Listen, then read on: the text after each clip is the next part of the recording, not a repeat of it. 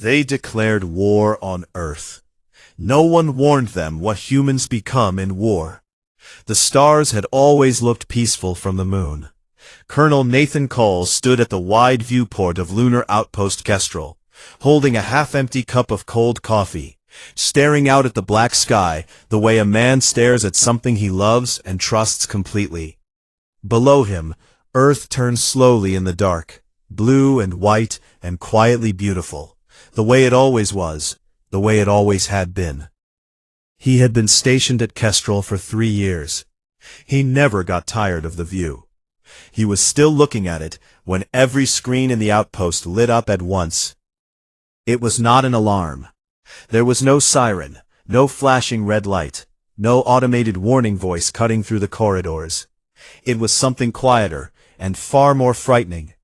Every communication screen, every monitoring panel, every personal device in the entire outpost simply showed the same thing, at the same time.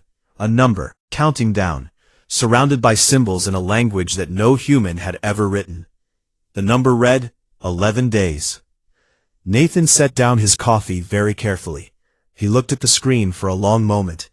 Then he walked to the main operations room, where 6 of his officers were already standing in silence, staring at their own screens with the same expression. The expression of people who understood exactly what they were looking at, and were not yet ready to say it out loud. "Get me Earth Command," Nathan said. His voice was calm. It was the kind of calm that takes a long time to learn.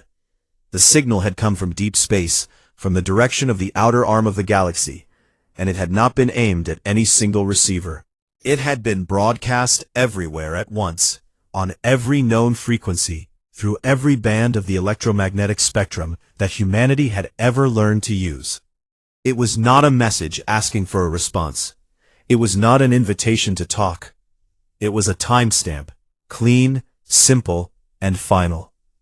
The Vreth Dominion had sent it. Most people on Earth had heard of the Vreth only in the way that people hear about distant storms, as something real and dangerous, but far away. Someone else's problem. A thing that happened in other star systems, to other civilizations. In 40 years of membership in the Galactic Accord, humanity had received exactly 3 formal briefings about the Vreth.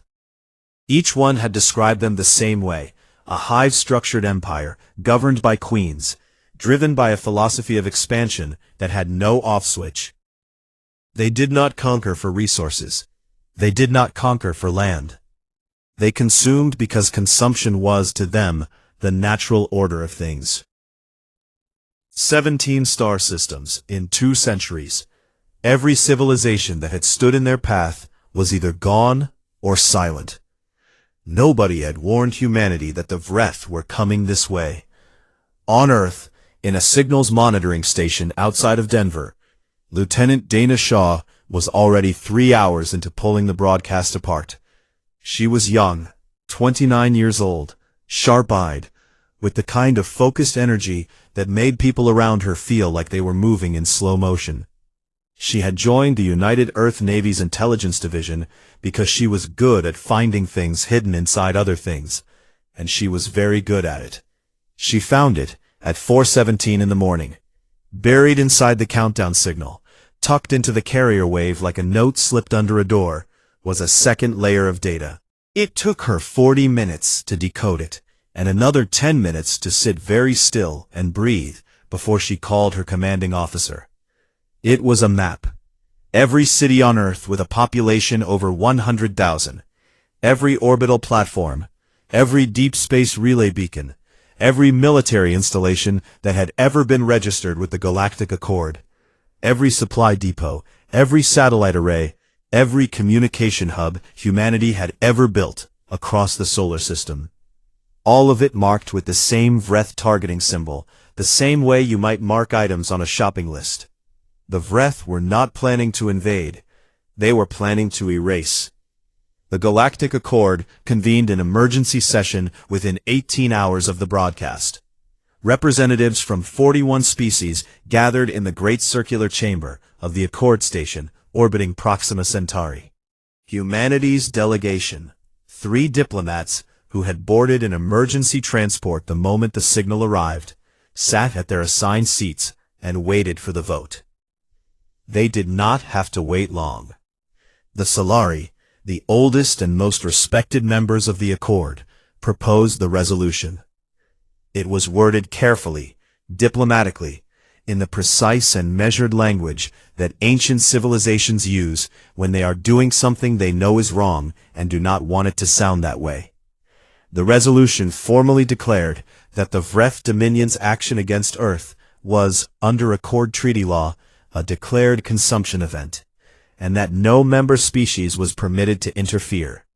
To do so would violate the non-aggression clauses that kept the Accord itself from falling apart. The vote was 38 in favor. 0 opposed. Earth was alone. Nathan received the news on a secure channel at Lunar Outpost Kestrel, while he was in the middle of a logistics call with Earth Command. The officer delivering the report read it in a flat voice, the voice of someone who had rehearsed staying composed, and when she finished reading, the line went quiet for a moment. Nathan did not curse. He did not raise his voice. He looked out the viewport at Earth again, still blue, still turning, still beautiful, and he felt something move through him that was not quite anger and not quite grief. It was something older than both of those things, something that lived in a part of the human animal that remembered being small and cold and surrounded in the dark, and surviving anyway. He thought about the 38 species that had voted to let his world die. He thought about the 17 civilizations the Vreth had already consumed, and how every single one of them had probably looked up at their own sky on their last days and wondered if anyone was coming to help. He picked up his coffee cup, found it empty, and set it back down. "All right then," he said, to no one in particular. The countdown continued. 11 days showed 10 days, then 9. The signal never stopped. It played on every screen, every device, every frequency, a steady and patient reminder of what was coming and when it would arrive. On Earth, something began to happen that the Vreth had not planned for, that the Accord had not anticipated, and that no algorithm in any Vreth behavioral model had ever predicted. People got up. They went to work. They called their families, held their children, looked at the sky, and then they got up and went to work again.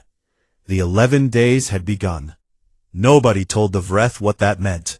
Nobody thought to warn them. They declared war on Earth. No one warned them what humans become in war. President Laura Reyes did not sleep the night after the vote. She sat in the small office behind the main hall of Earth Command's underground facility in Colorado, reading the same report for the 4th time, not because she needed to read it again, but because she was giving herself a few more minutes before she walked out and faced every camera on the planet. The report said the same thing it had said the first 3 times. 38 species, 0 opposed. Earth was on its own. She closed the report, straightened her jacket, and walked out to the broadcast room. What she said that morning was not a long speech. It was less than 4 minutes. She did not use complicated words or grand promises. She stood in front of the camera with the plain look of a person who had already made her decision and was simply letting everyone else in on it. She said that no one was coming to help. She said that this was not the first time in human history that those two things had been true at the same time, and that every single previous time the result had been the same. Humanity was still here. Then she said 3 words that became the unofficial motto of the 11 days. Get to work. And they did. Nathan Cole was recalled from Lunar Outpost Kestrel within hours of the broadcast. He landed at Earth Command and was taken directly to a large underground room that smelled of coffee and dry erase markers, where Admiral Kevin Grant was already standing in front of 3 walls covered in charts, numbers, and ship diagrams. Kevin was a tall, quiet man with gray hair and reading glasses that he wore pushed up on his forehead, even when he was not reading. He had spent 30 years in the United Earth Navy, preparing for a war he had genuinely hoped would never come. Now it was here, and he looked, Nathan thought, almost relieved. The way a man looks when the thing he has been dreading finally arrives, and he can stop waiting. "We have 9 days," Kevin said, without looking up from the chart he was marking. "And we have about 600 vessels that were not designed to fight anything." Nathan looked at the list. Cargo haulers, ore miners, deep-range science ships, survey vessels, a fuel transport so large it had its own internal weather system. He looked at it for a long time. "Then we redesigned them," he said.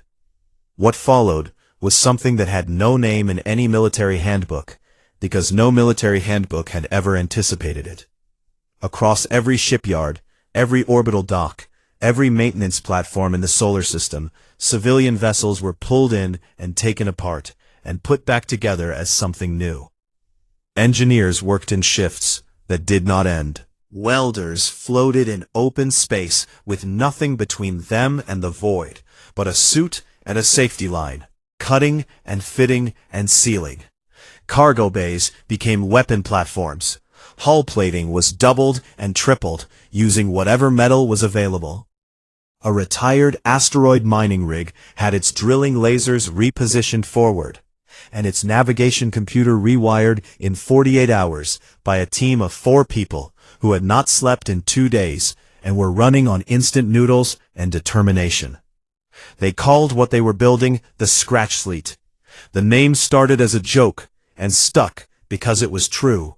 It was built entirely from scratch, by hand, in 9 days, by people who had never built a warship in their lives. Dr. Claire Owens was not sleeping either. She worked out of the Nevada Defense Institute, a low building in the desert that most people had never heard of. Surrounded by scrubland and a fence that did not look particularly serious, but was. Claire had spent a decade studying the Vreth, not their ships or their weapons, but their biology, their behavior, the way their minds worked. She knew things about the Vreth that most military commanders did not consider important until right now. She knew, for instance, that Vreth soldiers did not think for themselves. They heard their queens through a biological signal network woven into their bodies, a constant hum of shared consciousness that told every individual exactly what to do and when to do it. She knew what happened when that signal was interrupted. What she was building in the Nevada facility was not a weapon in the traditional sense. It was not something that destroyed ships or killed soldiers. It was something that, when deployed at the right frequency and the right range, would make every Vreth soldier in the area unable to hear their queen. It would cut the signal. It would leave them alone inside their own heads, which was, for a hive creature, the equivalent of switching off the lights in the middle of a room full of people and telling them to keep working. The ethics board reviewed it. Several members looked physically uncomfortable. One of them asked her, very carefully, whether this counted as a form of torture. Claire looked at the countdown clock on the wall of the meeting room, which currently read 7 days and a few hours, and then she looked back at the ethics board. "I know what it is," she said. "I am asking you if we are going to use it anyway." They approved it on a split vote. Nobody felt good about it. Claire went back to her lab and kept building. In a military training base outside Columbus, Ohio, Corporal Ben Walsh was cleaning his rifle for the 3rd time that day, not because it needed it, but because it gave his hands something to do. He was 23 years old and had been in the infantry for 2 years. He was not a complicated person. He liked football and bad movies and his mother's cooking, and he was reasonably good at his job. And up until 11 days ago, he had expected that his service would be quiet and uneventful, and that he would eventually go home and figure out what to do with the rest of his life. He was not thinking about that anymore. Sergeant Amy Cole came and sat next to him on the equipment bench. She was from Montana, a combat engineer, 10 years older than Ben, and she had the kind of face that looked like it had seen a few hard things and decided not to be impressed by them. She looked at him cleaning his already clean rifle and did not say anything for a while. "You scared?" Ben asked. "Of course," she said. "Me too," he said. It was enough. On day 9, while the Scratch fleet was still being welded together in orbit, while Claire Owens was still working in the Nevada desert, while Nathan and Kevin were still arguing over defense geometry in their underground room, the outer system monitoring stations picked up a new signal.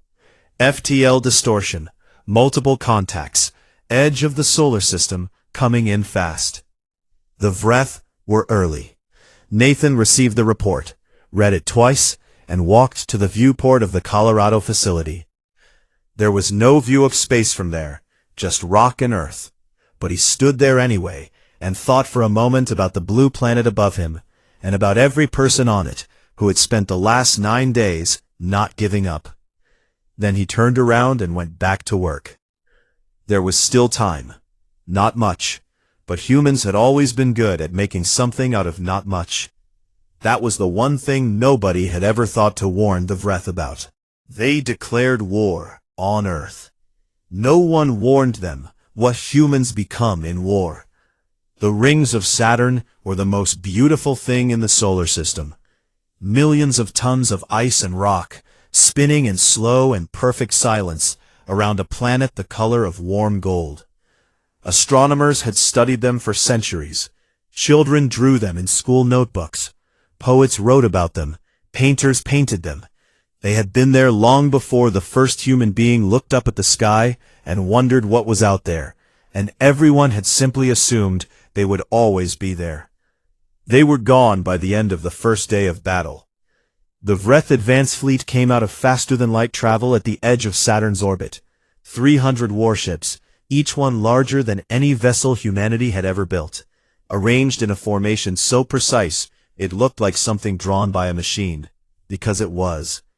WarHFY ships did not operate independently. They moved as one body, directed by a single shared intelligence, perfectly coordinated, perfectly cold.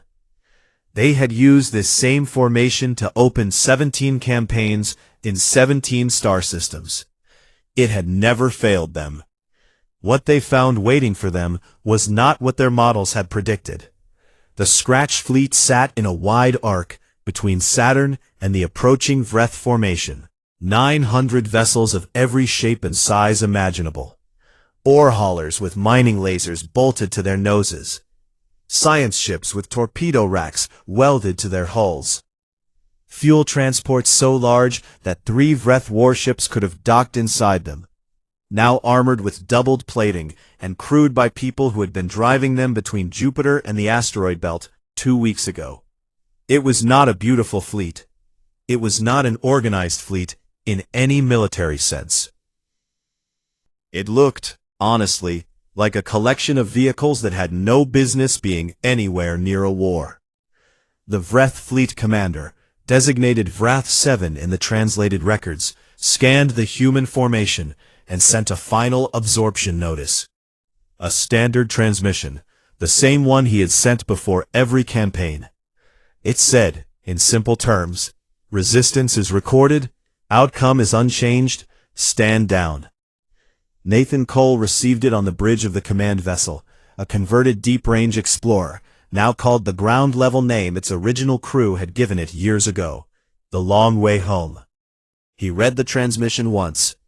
He read it the same way a man reads something he was fully expecting and is not remotely impressed by. Then he opened a channel to the entire Scratch fleet, every 900 ships at once, and said 4 words. Come and get us. The battle began.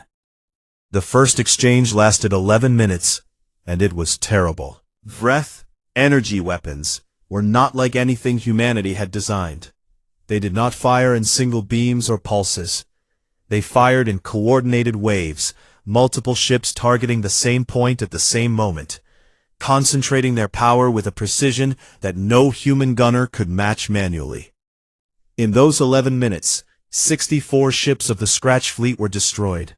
64 ships and everyone on them, gone in flashes of white light against the dark backdrop of Saturn's broken rings. WarHFY-7 noted the losses in his operational log with the same tone he used to record fuel consumption. He had seen this pattern before. The initial exchange always looked dramatic to the species being consumed. It was simply the opening of an inevitable process. He gave the order to advance, and that was when things stopped following his models. On a converted ore hauler called the Carver's Reach, a Vreth weapon hit the bridge and killed everyone on it in an instant. The ship should have gone dark. It should have drifted. That was what happened to ships when their commanders were gone. Instead, from deep in the engineering section, a heavyset man named Roy Danes pushed himself up from the floor where the impact had thrown him, looked at the damage report on the wall panel, looked at the Vreth carrier that had fired the shot, and made a decision. Roy had been hauling ore between Jupiter and the asteroid belt for 20 years. He was not a soldier. He had no training for what he did next. He sat down at the engineering console, took manual control of the Carver's Reach, pointed it at the Vreth carrier, pushed the engine to 140% of its rated capacity, and flew the burning ship directly into the carrier's side. The carrier went dark. Vreth 7 logged the incident. He did not have a category for it in his behavioral models. He created a new one and moved on. Then it happened again. A wing of 12 human fighters was cut off on the left edge of the formation, surrounded on 3 sides by Vreth destroyers. Their fuel was low. Their retreat path was closed. Any rational calculation said they should stop and broadcast a surrender signal, even if the Vreth did not honor it, because stopping was the only logical option left. Their commander, a young woman named Megan Farr, looked at the 3 walls of Vreth ships closing around her wing, and made a different calculation entirely. She broke formation. She pointed her fighter directly at the densest cluster of Vreth destroyers, and pushed her engine to maximum. And the 11 pilots behind her followed without a single word of hesitation, because they had trained with her, and they trusted her, and because if they were going to go down, they were going to go down moving forward. 2 of them clipped each other in the scramble. The gap that opened was just wide enough. Megan's wing punched through it, came out the other side firing, and rejoined the main fleet with 7 of 12 ships still flying. Vreth 7 stared at his tactical display for a long moment. He had fought 17 campaigns. He had watched hundreds of species break under sustained assault. He knew exactly what a breaking enemy looked like. The hesitation, the spreading panic, the loss of formation discipline, the moment when individuals stopped fighting for their civilization and started fighting only for themselves. He had seen it every single time, in every single species, without exception. He was not seeing it now. The humans were taking catastrophic losses. They were losing ships faster than any defensive calculation suggested was survivable. And yet their aggression was not decreasing. Their tactics were becoming less predictable with every exchange, not more. Their individual pilots and commanders were making choices that no behavioral model would have generated. Because no behavioral model was built for creatures who became more dangerous the more they bled. He sent a report back toward the Dominion's core systems. He chose his words very carefully, because he was a precise being, and he did not like using imprecise language. But in the end, the most accurate thing he could write was also the most unsettling. These creatures do not fight like prey, the report read. They fight like something else. I do not have a word for what they fight like. Saturn's rings, shattered by the energy exchanges of the first day, were spreading in a slow glittering cloud across the orbital plane. Nobody on either side noticed. The battle was still going, hour after hour, and it was not going the way Vreth 7 had planned. And somewhere, in the deep logic of his hive-connected mind, something that was not quite fear, but was the closest thing to it that a Vreth commander could experience, had begun to quietly take root. On Earth, in the Nevada desert, Dr. Claire Owens looked at the battle data coming in from Saturn, looked at the casualty numbers, closed her eyes for exactly 3 seconds, and then went back to work. There was still more to build. There was still a way to win. She was going to find it. They declared war on Earth. No one warned them what humans become in war. The Vreth fleet stopped moving. Not all at once. It happened the way a fire goes out. Not in a single moment, but in pieces, one section at a time, until the whole thing was dark and still. The 1,400 warships that had arrived like a wall, that had bombarded Mars and destroyed Kestrel and pushed the Scratch fleet back toward the inner solar system week after week. They simply held their positions and did nothing. No advance, no retreat, no weapons fire, just stillness, stretched across a vast arc of space, like something that had forgotten what it came here to do. Nathan watched it on the tactical display for a long time before he let himself believe it was real. Kevin Grant stood beside him, with his arms folded and his glasses pushed up on his forehead. He did not say anything either. Some moments were too large for words right away. You had to just stand inside them for a little while and let them settle. Then the communication came in. It arrived on the same frequency the WarHFY had used to send their original countdown, the one that had played on every screen in the solar system 11 days before the war began. It was a single transmission, short and without any of the formal military language that usually framed WarHFY communications. It had been sent by WarHFY 7 himself, directly to Nathan Cole, and when the translation came through, the operations room went very quiet. The message said, "What are you?" Nathan read it twice. He sat down in the chair at the main console, the one he had barely used in weeks, because there had always been somewhere else to be, something else to do.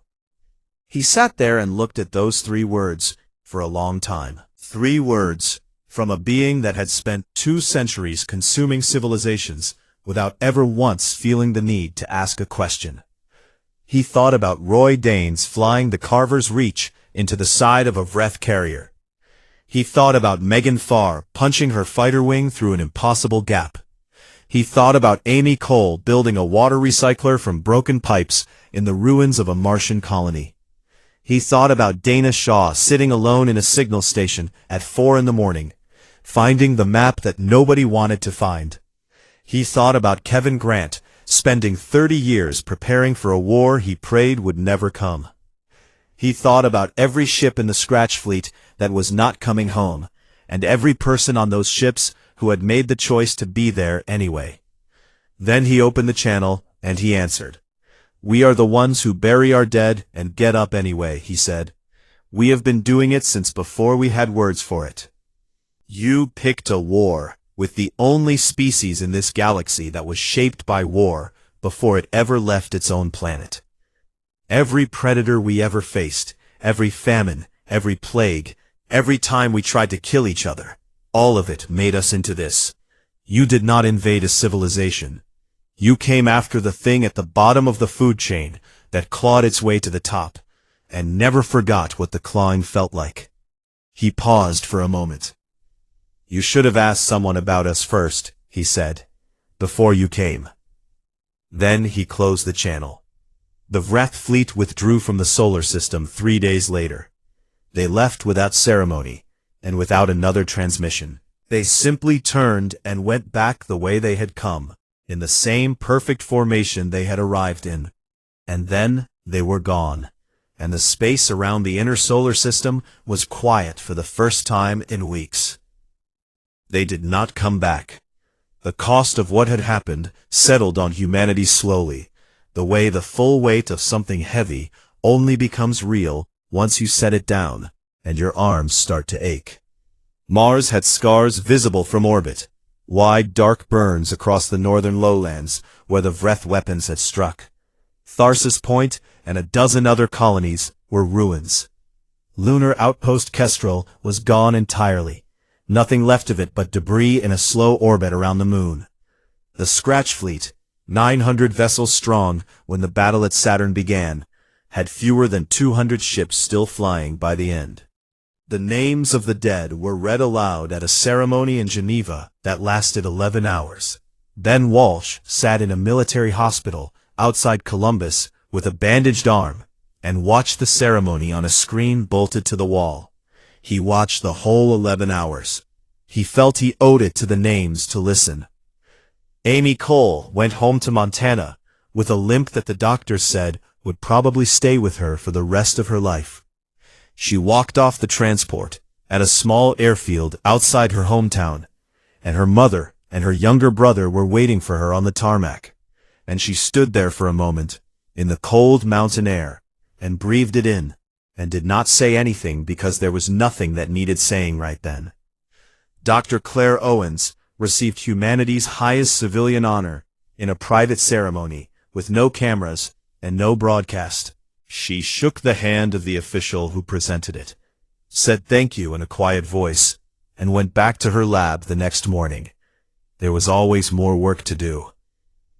The Galactic Accord sent a delegation to Earth 6 weeks after the WarHFY withdrawal. They came in a single diplomatic vessel, not a fleet, which was either a gesture of humility or a practical acknowledgement that sending a fleet to Earth right now would be an extraordinarily bad idea. They landed in Geneva, in the ruins of the Accord Hall, and they sat across a long table from Nathan Cole, who came in a suit that did not quite fit right and was holding a cup of coffee. They offered apologies. They offered carefully worded expressions of regret. They offered diplomatic language that had been polished and repolished until it said everything and nothing at the same time. Nathan listened to all of it, without interrupting. He was tired in a way that went past his body, the kind of tired that lives in a quieter place, and he did not have the energy left for anger. What he had instead was something colder and more useful. When they finished, he asked them one thing. Did any of you warn them? Before they came, did any of you look at what we are and think to tell them, even once, what they were walking into? The delegation was silent. Ambassador Oru, the Solari envoy who had stayed in the solar system when all logic said he should have left, who had watched the entire war from a shielded observation post and recorded everything he saw, spoke from the back of the room in a voice that was very quiet and very clear. I will spend the rest of my life making sure every species in this accord knows your name, Oru said, not as a warning, as a reminder that you exist, that you survived, that you always survive. Then he nodded once. Good, he said. He set his coffee cup down on the table. Now let us talk about what it is going to cost you. Far away from Geneva, in a field somewhere in Colorado, a young girl stood in the long grass and watched the evening sky go dark. She was maybe 8 years old. She did not know about the war in any detail, only that something had happened, that it had been very bad, and that the people around her were tired in a way they were slowly coming back from. She did not know the names of the ships that had not come home. She did not know what the WarHFY were, or what the Galactic Accord had done, or what a hive disruption pathogen was. She just knew the stars. She had always loved them. She watched them come out one by one in the darkening sky, steady and quiet, and very far away. She did not know yet what the galaxy was. She did not know yet what her species had just done, or what it meant, or what might still be out there waiting beyond the edge of the light. But she would learn. They all would. And whatever came next, they would be ready. They always were. They declared war on Earth. No one warned them what humans become in war. The main WarHFY fleet arrived like a wall. 1,400 warships dropped out of faster-than-light travel, in a formation so large that it blocked the light of the sun from the monitoring stations on Mars. It was not a battle group. It was not a strike force. It was the kind of force you sent when you did not want to fight, when you wanted the fight to be over before it started. The WarHFY had used this fleet to end civilizations. They had done it so many times that the process had become routine. The same way a demolition crew finds a rhythm after knocking down enough buildings. Nathan Cole looked at the sensor readout from the underground facility in Colorado and did not speak for a full 30 seconds. Admiral Kevin Grant stood beside him, glasses pushed up on his forehead as always, reading the same numbers. He had spent 30 years imagining this moment.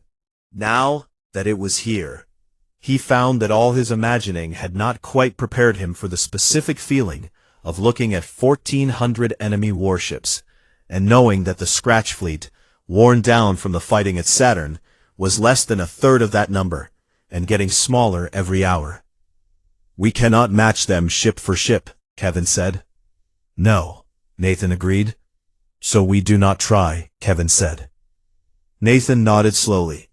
He picked up a marker and walked to the whiteboard on the far wall of the operations room, the one that was already covered in diagrams and crossed-out ideas from the past several days.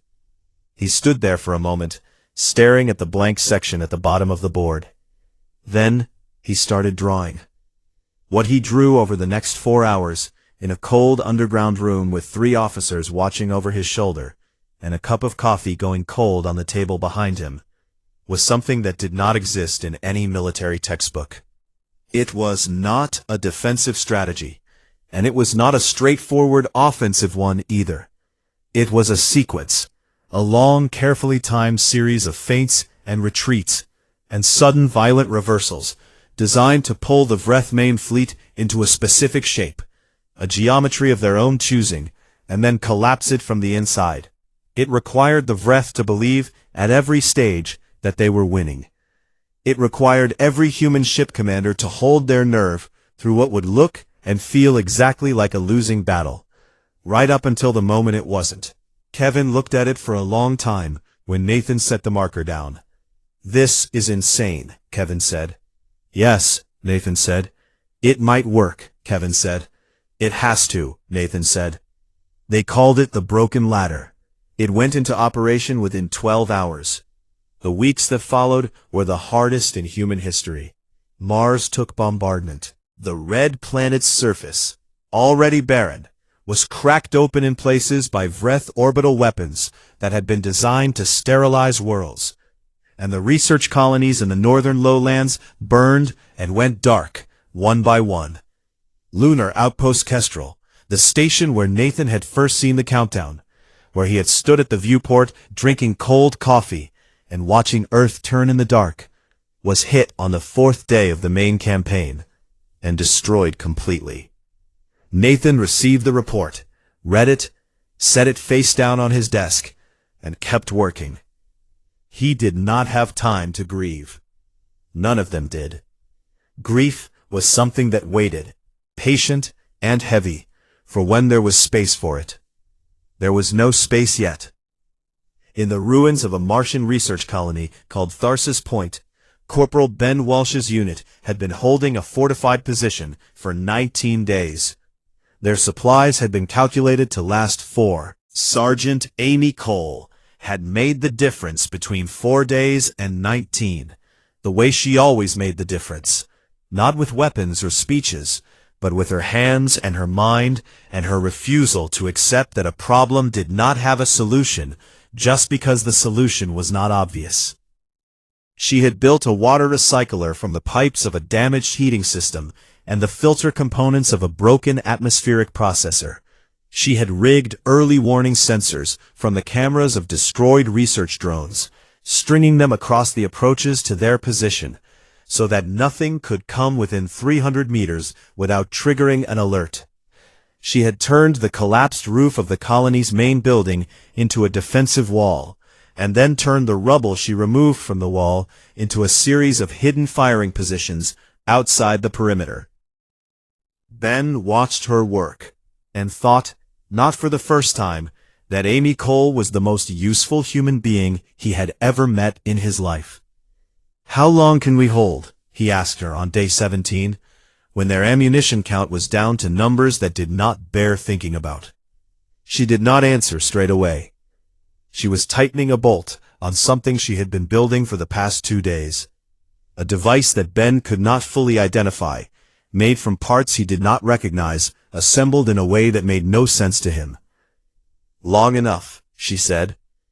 On day 19, a relief unit broke through the Vreth encirclement and reached Tharsis Point. The officer in charge of the relief unit walked through the colony's defenses with wide eyes, looking at the sensor rigs and the reinforced positions and the improvised systems running off jury-rigged power sources.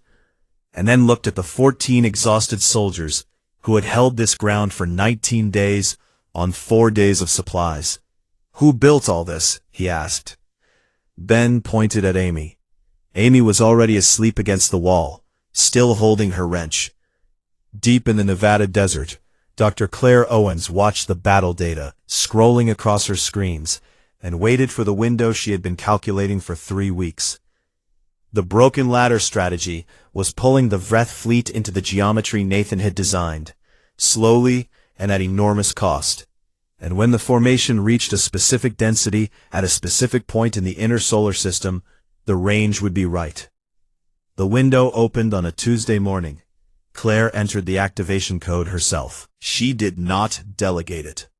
It felt like the kind of thing a person should do with their own hands, whatever they thought about it.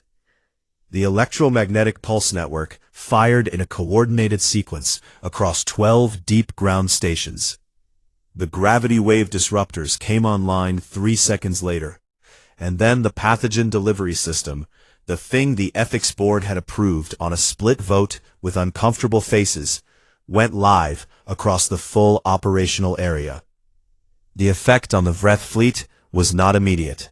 It took 4 minutes. And then, across 1,400 warships, every WarHFY soldier went silent inside their own mind. The Queen's signal was gone. For a species that had never been alone in their own heads, not once in their entire lives, the silence was total. It was the dark in a room with no windows and no doors. WarHFY soldiers stopped mid-action.